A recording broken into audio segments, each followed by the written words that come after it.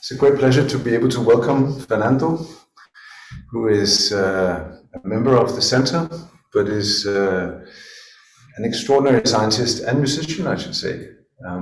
I recently discovered that Fernando had forgotten he'd written a book about the guitar, but he's working hard now to translate it into English from the native Spanish, which I've already seen the diagrams, and I think the diagrams are amazing. But today you're going to do something different. You're going to be telling us about logarithms of well-being, what information decomposition can tell us about the self and its boundaries. And I'm really looking forward to this because I think you, for the first time, will put together all these many selves that you have: the scientist, the mathematician, the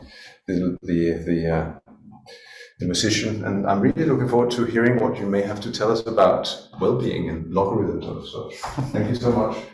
Thank you, Morten, and thank you everyone for being here. I'm really, really excited for this presentation. My goal is to convince you that logarithms and well-being go well together. It's an ambitious goal, but let's see how it goes. So let me start to talk with some boring and sad. We all know the world. We live here for a while, and we know it's full of problems. I think I don't need to convince you about that. And we all are interested in how could science help with respect to this. So as I said before, I want to convince you that logarithms in particular, mathematics in general, but logarithms in particular can help with some of these problems. So the way I see things is that if we want to get to a brighter future, there are basically two things that we can do. One is to have external changes, like change institutions and how things work, and at the same time internal changes, like how we think about ourselves and things like that. And these two things, of course, go together, so they affect each other. But I believe in division of labor, so you have to choose where you want to push the most. And for a while, I'm planning to stay in the internal changes. So talking about internal changes, I want to share this personal experience I had some years ago in a monastery in Thailand. So they were celebrating this thing. I don't know what it was, but in the monastery there were this net with things hanging, and with the wind you could see them moving a little bit, and with the movement you could see how the movement of one would push the movement of another one. So basically this was the closest I have had to see an icing model in real life, basically. And while being there, I had this experience, this sort of hippie-ish type of experience where, of course, we are part of the same thing, and we are branches of the same tree, quoting this wonderful cartoon, I don't know if you're familiar with it. But so building in this intuition, of course, Buddhism has been saying this for a long time. So putting some ideas that I take from Buddhism that I think are very helpful, basically three ideas. The first is that they're not really boundaries. We make them because they are helpful, but they are not real. And things are always changing. So that's the first principle, is a statement about reality. The second principle is that suffering is always a consequence of not getting the first point right. So because we don't get the first point right, we try to grasp separate, stable entities, that they are never separate, never stable. And because of that, that is the reason of suffering. And then the third point is that it's possible to reduce suffering by developing a clear understanding of points 1 and 2. So this is super, very schematic, it's very hard to debate on these points, I think. And I think this is very helpful to start from. And from here, we can make sense of a lot of experiences that we see in ourselves or in people around us, like, for example, people feeling alienated or purposeless, or, for example, people, activities exploiting nature. So my interpretation of this is that people think that they are different from nature, so they can exploit it for their benefit without hurting themselves. But that's only because they're putting this very strong boundary between them and nature. Or the feeling of anxiety when we see ourselves or other people aging, and we don't see them as part of a bigger thing that keeps going. So from here, some natural questions that one could ask. The first is, if point 1 of that Buddhism is suggesting is true, why we don't feel like that? So if that is the truth, why we don't experience it like that on a daily basis? And why is it so hard to experience unity? And the second question is, what can science say about this, and how can it help? So spirituality has been here for a very long time, and I think it does pretty well without science. So it's not that science is coming to help spirituality, But I think science can help. And how? I think there are a few points. So, for example, it's very hard to systematize spirituality or any of these traditions. And because of that, it's very hard to implement them at large scale. So, for example, if you want to have Buddhism implemented in the NHS, I don't see this happening very quickly because you need this more systematic understanding and things like that. Then also in these traditions, there are no error correction mechanisms. So if you have a teacher that teaches something to a student and the student get it wrong, then it's very possible that thing is going to be transmitted downwards. So in science, we have these error correction mechanisms that are very helpful. Then third, I believe that science can help these traditions to be especially updated. So these traditions were born in very specific places with their specific weathers and in different lifestyles. So it's very likely that we can take some ideas of that, but we can change some parts of the practice in order to make them fit better for our lifestyle and our problems, which are related to the ones that humans have always had, but they have their peculiarities. And lastly, I think there is a lot to win related to the first point about being validated. If we have a scientific way of framing the same ideas, I think it helps to make this larger. So in a nutshell, I believe that if we can make a science of these things, then all these ideas can be much more powerful to induce a large positive change on society. I think the effect that this tradition have on society is real, has always been real, but with science, perhaps it can be potentiated to be larger. And why logarithms? Well, you will see more in the talk, but the basic idea when I talk about logarithms, I'm talking about information. So logarithms, you can think of them as a machine, this sort of machine that takes the probability and magically turn it into information. And all of this is because of Claude Shannon's work. And based on this idea, we have the entropy of variables that tell us how much information is in one variable. And usually you have this curve like this that says that events that are very, very likely, they are very uninformative because we know about them. And things that are very random, when they happen, they are more surprising and suddenly more informative. And then we have this quantity mutual information that is very important. It's just a difference of entropies and tell us how things are connected. And this connection is what I'm going to explore in this presentation. So for today's menu, I have different points that I want to discuss. The first is about agency and blankets. Second, about synergy and information decomposition. Third, about integrated information and emergence. Fourth, about the brain. And finally, some summary. So let's go. There are a lot of things to talk about. And before anything, all what I'm going to talk today is the result of a collective effort. So I'm just one of many here, and especially Pedro Mediano and Eduardo Lupe, all great collaborators in this big project. So let's start with the agency and the self. So what is an agent? So of course we could spend our lives, discussing about philosophy of agency, but a simple starting point, we can say an agent is a system that is capable of changing its environment. So if you have a cup of tea that is getting colder because it's outside, there is no way that the environment is affecting the cup of tea, but the cup of tea is not affecting the environment. So the cup of tea is not an agent. But if we have a bee that can move around and pollinize some flower and then make some honeycomb, different things, so the bee can change the environment in different ways. And if they die, they are going to change it in a very bad way in particular. So bees are agents. Now, what is a cognitive agent? Again, this is a very long discussion, but one take that we can take about this is from this paper referenced in the bottom, where it says, if we have a system, we can describe it in different ways. So we can describe it as a non-agent, and we're going to build a description, or we can describe it as an agent. And we have two competing description of the same system. And then we say agents are the ones whose agent-like description is shorter. So that's simply Occam Razor. So we can describe everything in the two ways, but those things that are described more compactly as following policies, maximizing rewards or things like that, then those things are agents that are basically, their actions are being driven by decision making. That's the core idea. So now, if we take this very naturalized view of agency, so is all like this river flowing, there is just things happening, but some of them can be described as agents. Then a key question is, what are those things that can be described as agents? What is the property that makes that some of them can be described as agents? So there is this proposal from Carfriston, who says the key things are the blankets. So you have an agent here in the one side of the screen, and it's doing actions to the world, and the world is affecting the agent back with perceptions, and these things are mediated by what we call Markov blankets, and then suddenly the blankets are the ones defining agency. So this is a proposition, a very interesting one. Of course, people love Markov blankets. There is a lot of great papers out there exploring them in different ways. There are also a lot of critics about Markov blankets, about technical aspects, about philosophical aspects. So this is a very ongoing, active field of investigation. But let me tell you about one idea we have been developing on this that is called about causal blankets.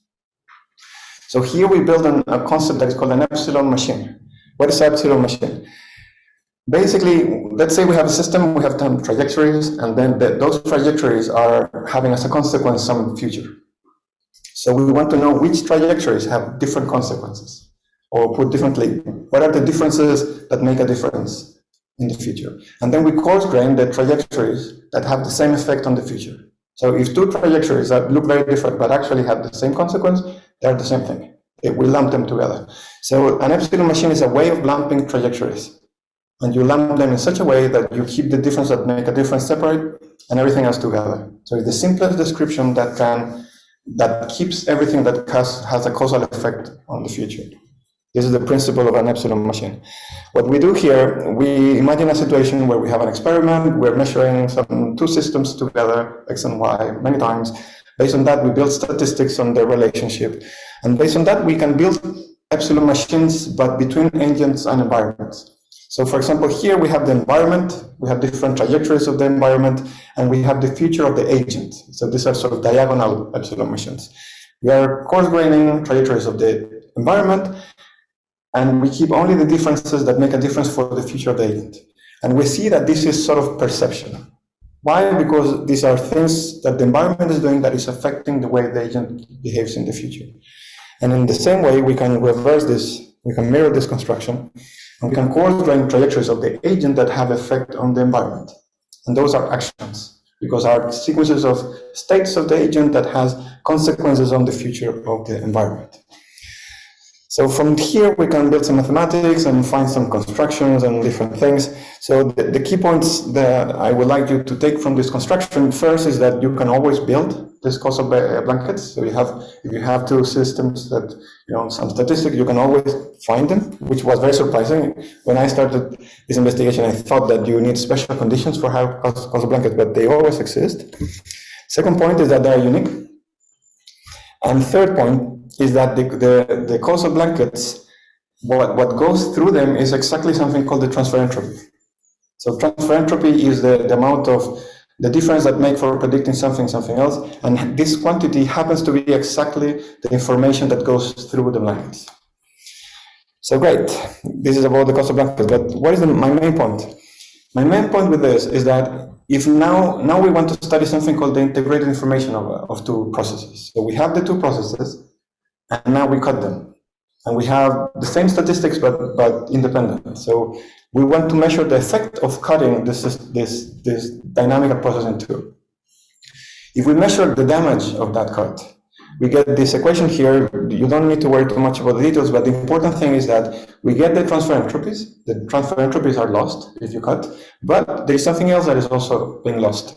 That is not the transfer entropes, it's something else. That here we are calling it synergistic, a synergistic part of the integrated information. So a very important point to take away from here is that the blankets mediate the transfer, but there is something else. There is something that is not transfer, that is putting the systems together.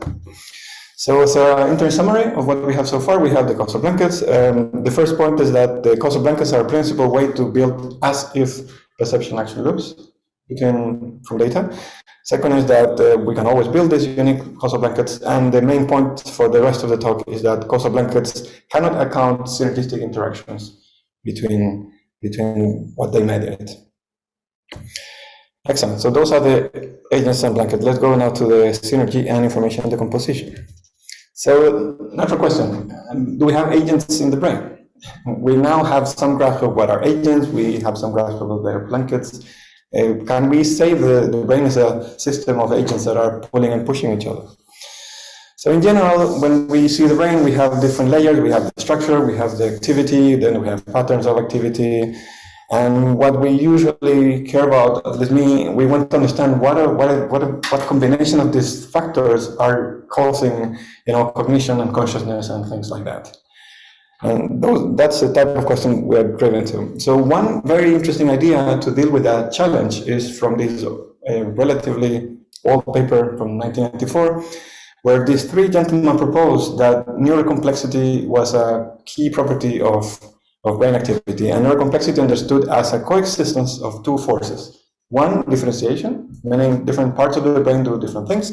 Second, integration, meaning different parts of the brain actually go together.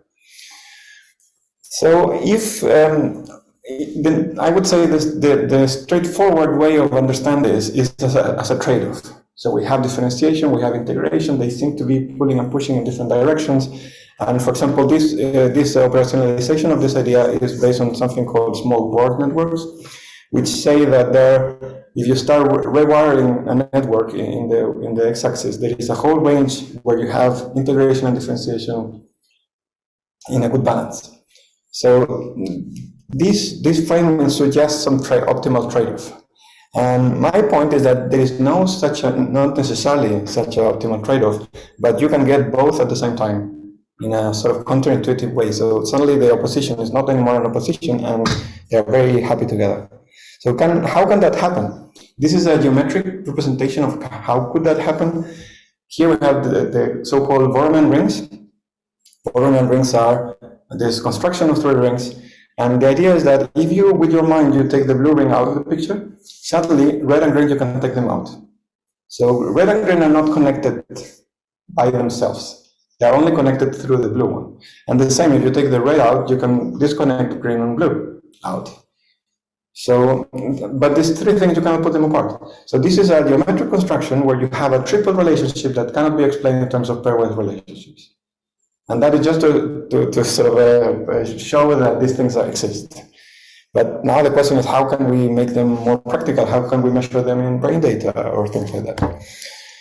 So synergy, informally, we can define it as when the whole exhibits properties that the parts don't. So this is a very intuitive thing that we tend to recognize, and it's something that sort of goes beyond the boundaries, the police control between systems. So some questions. First, can we define synergy formally? Second, can we measure synergy from data? And third, if we can do that, what can we get out of it?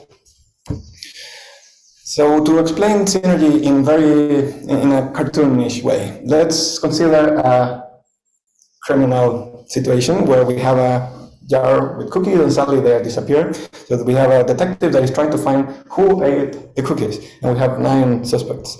So we have 2 witnesses. And the 2 witnesses are going to give us different information about who was the one that ate the cookies. So the first witness says, well, I saw that the person that took the cookies had a mustache. And also, he was wearing a hat. So then out of the 9, there are 2 candidates for being the culprit. And now the second witness, he said, yes, I'm sure he was wearing a mustache. And also, he had red hair. So suddenly, with these 2 pieces of information, we can get who is the culprit, right?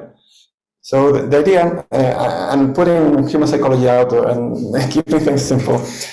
The idea is that this information that comes from 2 sources, we can decompose in different modes. So we have redundancy, what is coming from both channels at the same time. We have unique information that's coming from one and not from the other. And we have synergy, that is that thing that we have access to just because we have both. But as soon as we cut either of them, it's gone. And in that way, this synergistic information is going to be our way of operationalizing the idea of synergy more in general, the whole being more than the sum of the parts. So from here we can do mathematics, and people usually build these information lattices. For example, here you have the lattice for 2 variables. So the total information that x1 and x2 give about y can be decomposed by information theory basic principles into two mutual information terms, and then those two you can further divide them. So this is like atomic decomposition. You have molecules, you cut them, and then until you have the smallest atoms. We call these information atoms. So the information atoms will be one redundant, that is the the mustache, then the two uniques, and then the synergy on top. And you can build a lot of mathematics, you can build complicated lattices for more variables than two. So this is called the partial information decomposition. It's a general framework to understand different modes of information. So from here, one thing that we did to try to make, to use these ideas to measure things was we built an old metric that was proposed in 54 that is called the interaction information. Interaction information is a combination of mutual informations that happens to be equal to redundancy minus synergy. So it's something that is very easy to measure, and suddenly you have this thing that if it's positive, the system is dominantly redundant, and if it's negative, it's dominantly synergistic. So what we did, we extend this idea. If you generalize that formula in the straightforward way, it not has that property of being redundancy minus synergy. But we found a different way of generalizing it that we call the O information. The O information is this combination of entropies. That's the only point of that equation is to say it's not so hard to measure. And suddenly you have this quantity that if you measure it on some systems and you get a very high number, that means that the system is very redundant. That is like the militaries there, that you see the militaries in one position, and because you know that, you know the rest of the militaries are more or less in the same position. That's meant to be redundant. And if the same quantity for a given set is very negative, that means it's very synergistic. And then you have these collective patterns in the whole that you cannot see them once you see the parts. So what can you do with that? And this is very interesting because it provides a natural extension of pairwise notions of interaction. So for example, if you have brain regions and you measure the interactions, you get these brain networks, but with this type of metric, suddenly you can get high order interactions, and you get you don't get only links between the nodes, but you also get triangles and things like that. So as a case study, and to illustrate how this works, let me show you an analysis we did on the music from Johann Sebastian Bach. So the music of Bach, we took the chorales of Bach for 4 voices, which are, we took them because you have this combination of the 4 voices going together but having their own individuality at the same time. So we studied the statistics of all the chorales of Bach, and we compare them with the music from a contemporary composer that is called Arcangelo Corelli from Italy. And we measured the information of their chords. And what we found is that Bach is very synergistic and Corelli is very redundant.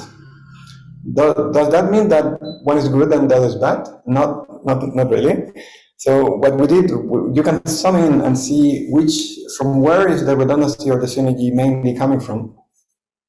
And when we do the analysis, we see that in Corelli, most of the redundancy comes from the relationship between the viola and the cello.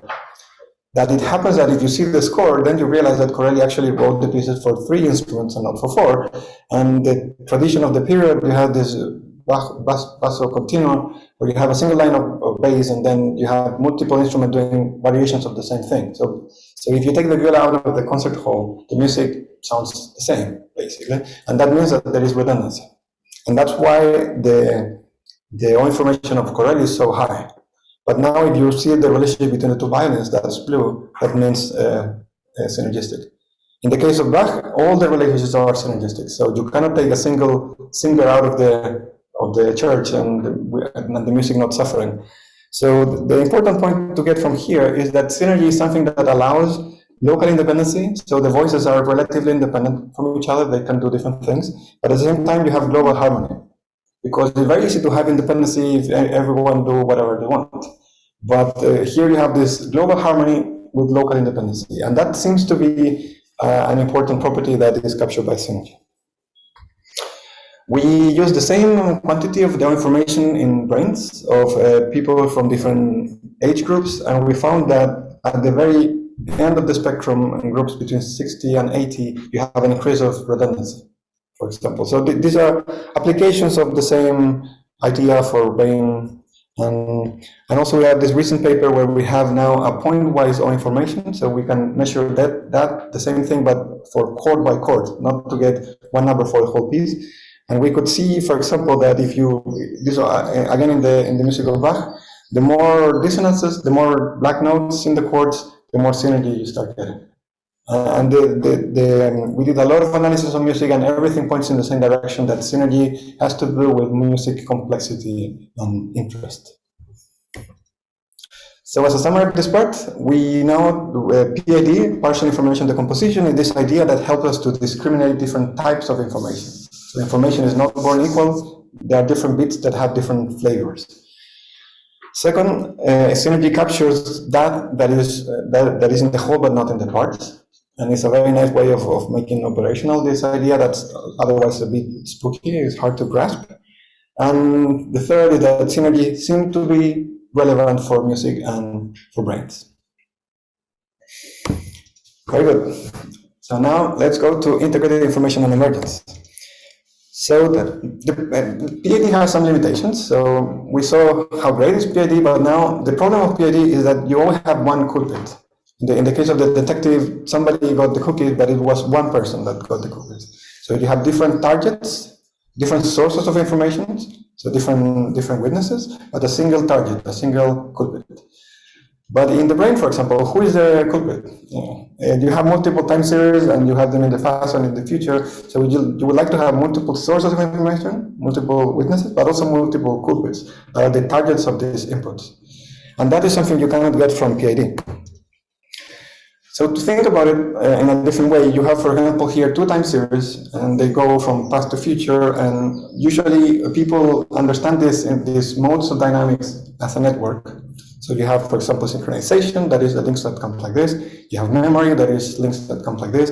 You have transfer, that are links that come like this. But from what we saw before, there is something in the whole, there could be something in the whole that is not in the parts, and that is not captured by these links.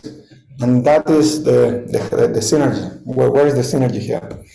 So we developed an extension of partial information decomposition that we call integrated information decomposition, FID, that captures this. And what is this? This is a more funky lattice than before. Before, for 2 variables, you have this lattice very simple. Here is only for 2 time series, and you get this very funny lattice. But basically, what we're doing here is a 4x4 decomposition, like two diamonds multiplying each other. And suddenly you have 16 terms.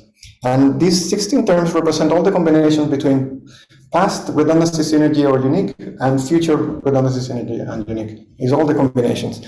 And the interesting thing is that if you start, in the beginning, it sounds a bit overwhelming, but if you start looking at each of the atoms of this FID, each of them can be very easily interpretable. For example, you can have copy. You have unique in one part that then is redundant in the future. So in the past was unique, now it's redundant. That is, the information got copied from one to the other.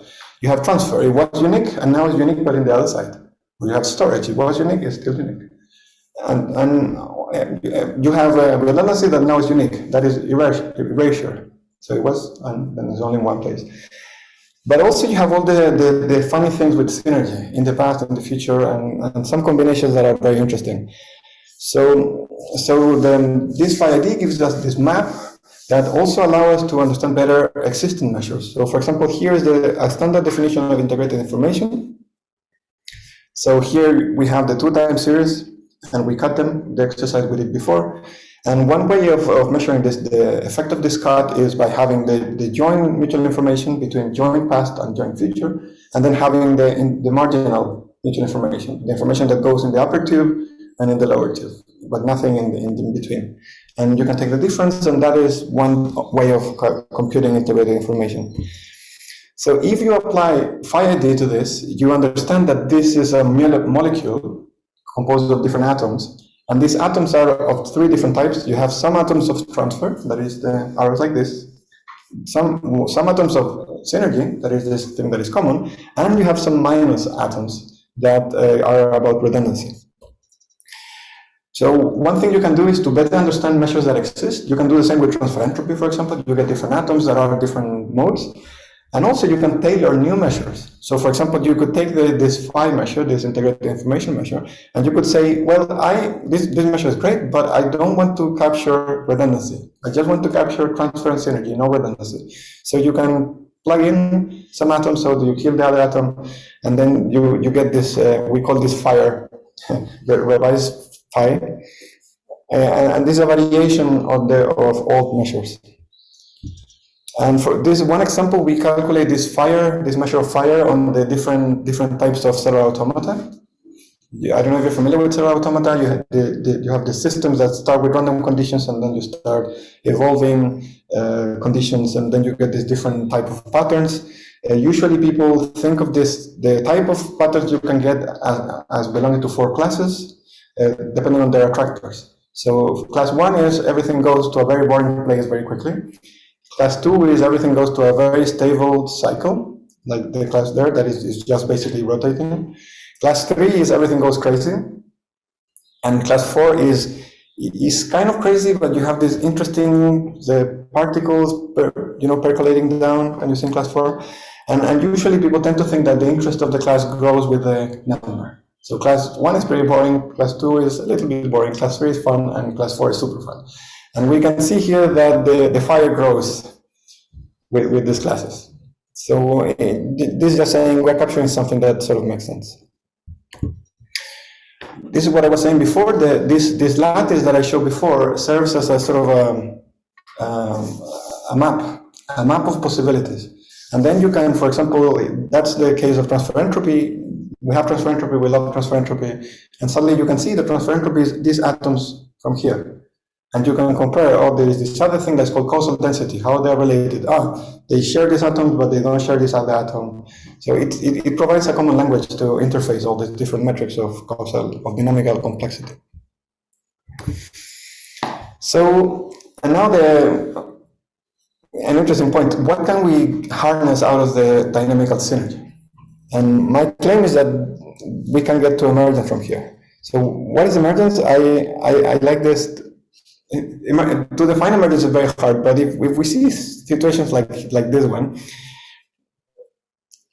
if these guys will be alone, then the dog will not have such a hard time, but they act together in a very nice way. So that is sort of the kind of feeling that emergent phenomena have. And again, we could discuss about philosophy for a couple of lifetimes, but there seems to be something real that you can see something out there related with this. So how can we formalize this type of emergence phenomenon? Well, to put some formalism, we have some microscopic system that's a vector composed of different parts that is evolving in time. So we have x1, x2, x3 measured at time t, and then it goes until t prime. So we have time evolution at the micro level. And then we are measuring a property of the vector at each time point. So we have a b, it could be the average value or whatever, some function of the vector. And the idea of the framework is that emergence would be something about the dynamic of the macro element with respect to the micro element. And you can have 2 types of emergence. One is decoupling. That means there is something about the thing with itself that is independent on what is happening below. And the second option is downward causation. That is, there is something about the past of the macro that is affecting the future of the micro. And we can make them, we can use PID and phi ID ideas to formalize these principles. So, for example, we can define emergence as we have a supervenient variable b, this is a macro, and we say this variable has causal emergence if it has unique information about what is going to happen that cannot be explained in terms of what's going on in each of the parts before. So we are predicting the future, and we're saying something about what is going to happen that couldn't be said, but what is happening in each of the parts by themselves. Not together, because together is everything, but you consider the parts separately, and you cannot say what is going to happen, but because you know this collective property, you can say what is going to happen. So that's the definition, and then the main result, mathematical result, is that if you define things like that, you can do a lot of math, and you end up with the conclusion that emergence is equivalent to dynamical synergy. Dynamical synergy means you have as witnesses of the crime all the parts of the system, and you are predicting the future of the whole system together, and you're looking if these witnesses together have synergy in predicting what is going to happen. And you can prove it if and only if there will exist some emergent property, if and only if these witnesses by themselves have that property. So all that is the formalism, but let me and another point is that the phi d is great, but it's a bit complicated to measure sometimes, especially in big systems. But we have practical tools to measure this on data in various big systems. So the measures are not perfect, but they are good enough in the sense that if they work, they work. If they don't work, they're inconclusive. But that's a pretty decent first step, I would say. So let me show what I mean with this emergence in a more concrete example. So here we have something called the Radnor flocking model. These are simulations of swarms, very idealized, of course. They are supposed to be birds, but they are just vectors. There are these little arrows that are moving around. And for example, here in one side we have one group of birds that are just circulating like this. They're very rigid. They're not very interesting. And the candidate emergent feature is going to be the center of mass of the flock. So and that is the red dot that you can see in the screen. And in that case, we will sort of imagine that there is nothing going on there. The center of mass is pretty boring. The whole thing is pretty boring, so we will not expect nothing very interesting. In the other extreme, we have these crazy birds. They go completely nuts. You know, they're very free to do whatever they want. And then the center of mass is also a bit crazy. So you will not expect much going on here as well. But in the middle, you have some regime where the birds are sort of free, sort of connected, and then the center of mass have this very interesting dynamics. And this is a sort of scenario where we could think maybe the center of mass has something interesting. And the intuition would be perhaps the birds are pretty bad to know what is going to happen with the center of mass, because each bird is doing whatever, they're pretty free, but the center of mass perhaps can predict itself. So the dynamic of the center of mass is going to be a bit more consistent. And this is what we see with this metric that we have. So the beauty of these models is that they have parameters that you can vary continuously. Here we're varying this avoidance parameter that allows you to have these very coupled birds to completely crazy birds. And so in the middle, we see that the center of mass has this property that has a higher predictive power to the future than the birds themselves. So this is the type of analysis that you can do. So as a summary, the first important point I think is that there are a lot of different types of information dynamics that can happen. In our minds, we tend to think in terms of storage and transfer, but we also have these collective dynamics that are very interesting. In the beginning, they're a bit more conceptually challenging to picture because we tend to think in terms of arrows, but I think they're important. The second point is that phi d is providing this exhaustive taxonomy of possibilities of atoms, which is very helpful to provide a unified vocabulary to compare different metrics and also a way to tailor new metrics. And finally, the atoms that has to do with synergy give us this opportunity to understand things like emergence that are conceptually interesting but very challenging. Here we have a very concrete formalism that we can measure things, and I think the important thing of that is that you can frame conjectures about emergence in a formal way. So you have an idea that the system has emerged, you can say this is exactly what I think it happened, and then you can test that from data. So it's not a matter of I believe this is true. You can put a conjecture, then you can test it statistically, and you can say, well, the data say no, or perhaps yes. Great. So now let's go to the brain. There were a lot of things that I could say, and I decided to focus on consciousness because it's a topic we all care about, I think, here. So let's start from some ideas that I find very helpful to think about consciousness from the literature. First, consciousness is something that seems to happen at a special scale. So, I mean, there are people that think otherwise, but I would think electrons are not conscious. And I would say the United States is not conscious. So there is somewhere in between where consciousness sort of happens the most. And this scaling property, I think, is very interesting. Second, it seems that consciousness has to do with some sort of optimal information processing. So we have a complicated system that is harnessing a lot of different information, is acting under constraints of energy and different things, and there seems to be a relationship between doing the right thing, processing the information the right way, under all these constraints and consciousness. And finally, there seems to be something about integration. So we have all these sorts of information and we kind of create this unified experience. So it seems that integration is another important element. And again, this idea that the whole becomes more than the sum of the parts. So these three principles, I find them, these are collected from the literature at large. I find them very helpful to start thinking about this. So from these three, let's focus on the third one, because it's connected with everything I have said so far. So we have two big theories talking about integration. One is IoT, and the other is the global workspace. That is somehow, the information is coming together and then it goes everywhere. So what is interesting is that they are both talking about integration and consciousness, but in quite different ways. So one question we pose ourselves is, could we reconcile these interpretations of integration using PHI-ID in some way? So, and questions related with that. If we go for a workspace, how exactly is it organized in terms of information processing? Given that we have this idea that not all information is equal, we have different modes. What are the roles of the different modes in this workspace? Second, if we take these two types of integration from IoT or from our workspace, how do they relate, and what type of roles do they play in this bigger ecosystem? And the third, I said it already, but the modes, these different modes of information, what role do they play?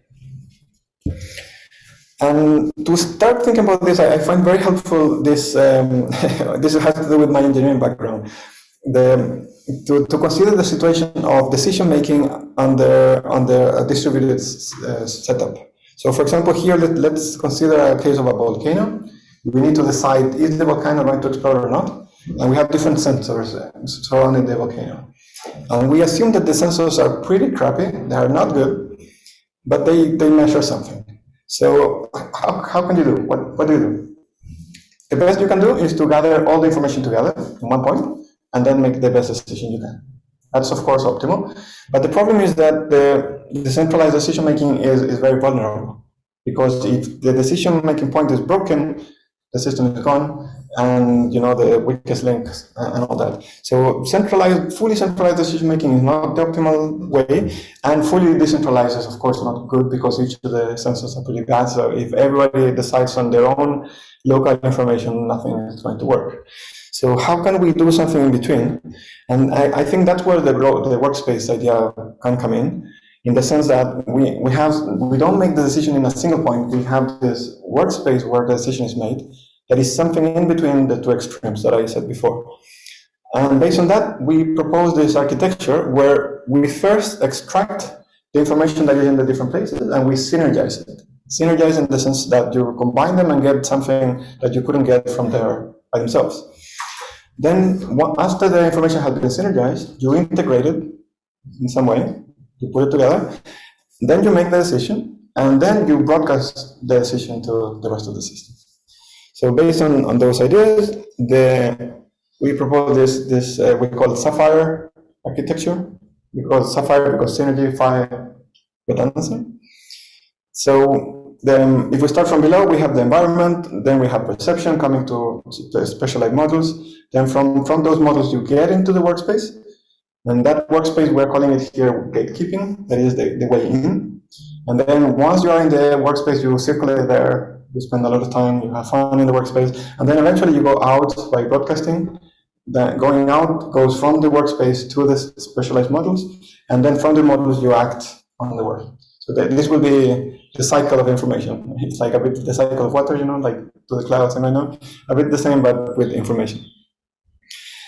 And yeah, so and we propose these different roles.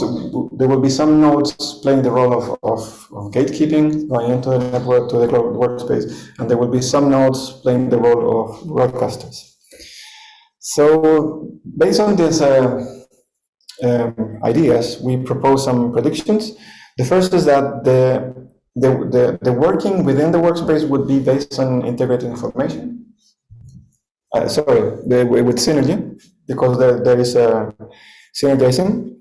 Then to recognize gateways and broadcasters, here we have this idea that there are some nodes that you come in and some nodes that you come out. We have to operationalize that in some way. So what we are going to do is that we're going to measure the synergy between every pair of two regions. So you have, let's say, some parcellation, you have Sheffer 100, then you measure all the synergy, dynamical synergy, like in FID. And with that, you get a number for each pair of nodes. And then you get a network of synergies, right? And then you can do the same with redundancies. So we're going to identify the hubs of these two networks. And the proposition is, just to start warming up, we're going to say, let's consider that the hubs of the synergy network are the gateways, and the hubs of the redundancy network are the broadcasters. Right? So this is a way of making this architecture concrete. And then the third conjecture would be when there is loss of consciousness, there will be changes in integrated information. And that will signal the loss of consciousness.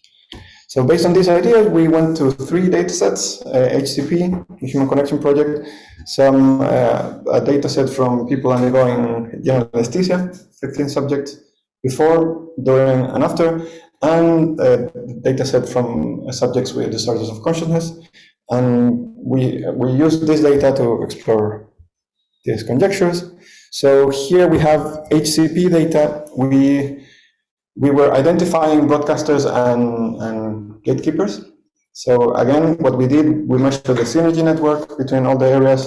In one side, in the other side, we had the redundancy network, and we found the hubs.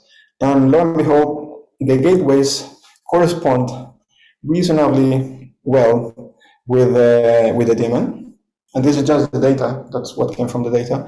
And then the broadcasters coincide reasonably with the executive networks, which fits pretty nicely with what we know of these networks. So this is the first part. And then we measure the changes in integrated information. This is the FIRE measure that I mentioned before.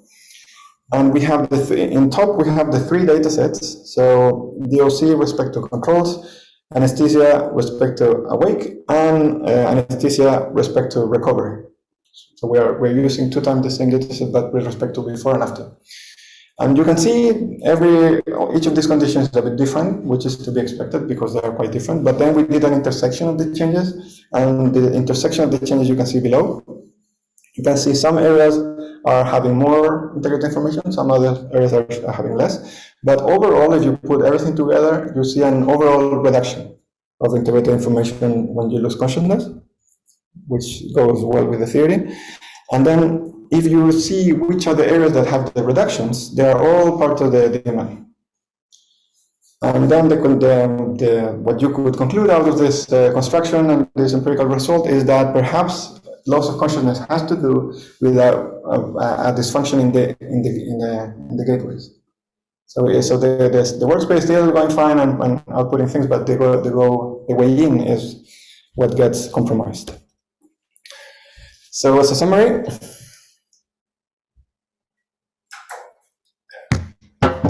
we have this architecture of information processing in the brain, Sapphire. Is a combination of ideas from Global Workspace and IIT. In this architecture, we identify parts of the brain with different roles, specifically gatekeepers and broadcasters, and empirically, the findings match very nicely the predictions. So, good. We are in the last part, ideas to take home. So based on all this crazy roller coaster, the first thing I would like you to take home is this idea that blankets in general, they capture something, definitely, but not everything. And there are some things related with synergy, related with emergence, that I don't think the blankets capture, which is not a problem, but I think we should be aware that when we are at a given layer and we put the blankets, we see some of the things happening, but we miss a lot of things that are happening on top. The second is that these things that are happening on top, you can capture with this idea of information synergy that seems to capture this that goes beyond the blankets, and is one way of accounting this coexistence of differentiation and integration, or to say differently in the music of Bach, this local independency and global harmony. Then we have HID, this map of dynamical phenomena that gives this nice common language to compare measures and tailor new ones. Using this, we can capture emergence. Emergence defined as unique information, unique of some collective property with respect to the parts, that then happens to coincide with dynamical synergy. And this idea is interesting conceptually, but we can also make it practical. We can measure it in data. We saw here the example with the birds. We have more examples that I can discuss later if you want. And then using some of all these ideas together, we came with this architecture of information processing in the brain, which allowed us to have some conjectures. A reasonable number of them were confirmed with data, so this is very encouraging. So, do I think that that is the architecture of the brain? Not really. I think it's a very nice baby step in a nice direction. We are starting to. I think the ingredients are good. I think we're getting very nice pieces of the puzzle. I would expect something much more complicated, of course, but I think we're in an interesting direction. So also, all this was at the level of brains. We have work on, for example, here, this is a work on different people taking a psychedelic ceremony together, and then we measure their feeling of communitas, and it happens that people that report feeling more together with others have a bigger effect in well-being on the long term. So this synergy don't happen only at the level of the brain. I also think it happens at the level of society, and this is also super interesting. But of course, in these cases, to get the data is more difficult. But it's something that we are starting to move along. And also in the case, I'm involved in some different experiments with musicians, and I'm pretty sure in the case of performing musicians, there is also effects like this that is happening. There is some transfer blanketed things, but eventually they can come together and something bigger can also happen. So as a summary, I believe I made a case for information decomposition that can give us a formal and quantitative tools to rethink our boundaries. So I'm not saying boundaries are not real. I mean, depends what you mean real, but I think it's good to if we can formally understand exactly what they are good for and what are their limitations, I think that's super important. And in that way, we can rethink our own boundaries, we can rethink how we interact with others, and how eventually we can give rise to things that are bigger than our boundaries and our blankets. And hopefully, as I said in the very beginning, by making this formal and quantifiable,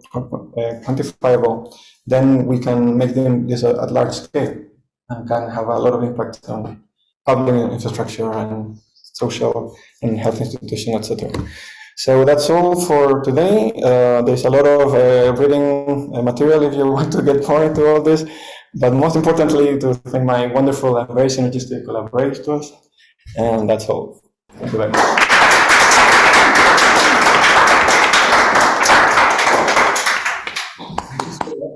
That was really a tour de force, I think, of all the work you've been doing. I think I'll start off with a question, and then we'll take some questions online. I'm sure there are lots of people wanting to ask you. I'm curious about your Sapphire model, which of course is a wonderful model and something I've been very interested in. Maybe you could talk us through how you think that might relate to well-being. How might it be able to tell us something about the way that the brain goes into a state? It goes into it quite non-frequent, really, and it doesn't stay long there. So I was wondering whether you could speak to how you think one might be able to measure it with these tools that you've developed. That's a great question. I never thought about that before. I'm sure there's something we'll continue to talk about. Yes. But of course, you could take, you you were mentioning something like, say, the psychedelic state. You could look at something like meditation. You could even look at people listening to Bach and some lesser known composer, and look at what happens when they go into this synergistic state. Now, what would you think would be going on? Do you think? I mean, this is pure speculation, of course, but what do you think might happen in that state? Why does it feel like something? Yeah, in my ideal world, I would like to have, data, hyperscanning data, so we can measure this workspace on more than one person at the same time. And hopefully you have something happening multi-scale, so something happen within each of the heads, but also something happening between them. I don't know if to go so far to say that there is a workspace on the concert hall. So what do you think might happen then in meditation? Sorry to pressure you, but I think one of the things we're very interested in as Shamil, of course, one of his obsessions is to understand the jhanas. So clearly there's a reconfiguration of whatever space it is. And I think what is very interesting here is to think about what it is that is synergistic, what it is that is not synergistic, how these modules change over time, yes? Yeah. I would expect different meditation techniques to have sort of almost opposite effects, perhaps. So, for example, focus meditation, maybe you have a reduction of integration, because you are. So, an open awareness, I would expect it to have like completely opposite. So maybe there you have. Well, also the other thing that I'm super interested in is in moments of insight, and with Robin we have been working on that. So perhaps in meditation, because perhaps in meditation you have a whole scan, that's something, but maybe in some moments of the scan something special happens, which of course is very hard to get with experience something or whatever. But also perhaps in special moments there is something that gets reconfigured in some way. So we in the psychedelic space we are measuring this with Lempel-Ziff, and it just works. So you see people that have higher Lempel-Ziff in different moments of the trip, and that predicts the reports of insight, and that predicts the well-being changes. So very simple-mindedly, we should then predict that the same meditator going through different jhanas would have different levels of Lempel-Ziff in the different jhanas? Do you think that would be a sufficient one-dimensional measure? No. I would expect that and that to be predictive. I don't think that's sufficient at all, because the Lempel-Ziff is basically the randomness of each of the activities in each of the places. And that's very informative, but it's not saying anything about the transfer or the synergy or nothing like that. So that's why I wanted you to speak to the Sapphire Model rather than just the simple-minded. Yes. But I think it's something we will continue to discuss, and this is, of course, what we hope to be doing over the next couple of years. So it's very exciting. I think maybe we should take a question online. Is there a question online? Anybody with a question? No? What about anybody here? I think there's a... Maybe we can start with Shamil. Yeah, just first off, incredible talk, this is the really big pictures of synergy, emergence, consciousness theory, amazing. I'm now thinking about this beautiful model of Sapphire, putting it together with, so in some sense, if there were a theory of a kind of predictive coding theory of consciousness, which there really isn't yet, but if there was, one of the things that I would expect it to say, and this is sort of my understanding, is that the contents of your consciousness is really the generative model. In other words, it's your internal simulation of what's going on. Now, if we take this Sapphire model as like what is getting into the integrated hub and then being shared, is the contents of consciousness. Essentially, it's like what the gestalt of you think is, what is the gestalt of your perception? What is the final winning model, final winning simulation of what we think is, our view, our simulation? So I'm just trying to understand how do you think that kind of picture of this kind of generative model of our perception works with with the emergence aspect? In other words, are you basically having this idea that what is our gestalt, what is our internal simulation, is in fact the emergent phenomena, the synergy is in fact what we're extracting? Let me answer with another question for you. So I'm thinking still about the question of Martin. Maybe one thing one could expect from meditation is that you have less integration, because you are making less of a story inside of your head. If you have all this information coming from the simple models and they are integrated to this experience of the generative model, then maybe that starts crumbling down when you go deep into meditation, and then you see you have less construction, less stories and things like that, which would make sort of sense, but at the same time that could not explain why people have these incredible insights when you are in meditation. Right, and also it doesn't, so I think the contents of consciousness could be reduced, as you say, but it doesn't jive well with the phenomenology that consciousness is very much alive and well. In other words, it may have less contents. It may be more you're deconstructing the world, and so there's less fabrication. But on the other hand, it doesn't feel like the volume of consciousness is getting any less. Yeah, if we could use some of this tool to discriminate the volume from the content, that would be incredible. I don't see right now how to do that, but hopefully in some months.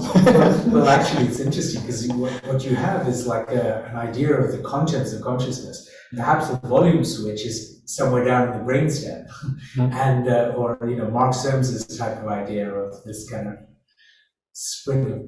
But what happened when you have a big volume and not so much content? Well, that's Or a politician. Well, actually, those are kind of the experiences of the jhana. In other words, when you can basically unfabricate, when you can deconstruct your experience so you can have a high volume of pure nothingness, or consciousness without content, or something like that. But must be a wonderful state to record, yes. Yeah. Maybe we don't need meditators, maybe we just need some alive to come. So Kat, you had a question as well? Yeah. Well, firstly, thank you for making your model and your talk accessible and very understandable. And I think I've gotten kind of the brain level of it, but I was wondering, you mentioned at the end that you're looking at this feeling of communitas and that it can kind of be extrapolated to completely different factors in our environment.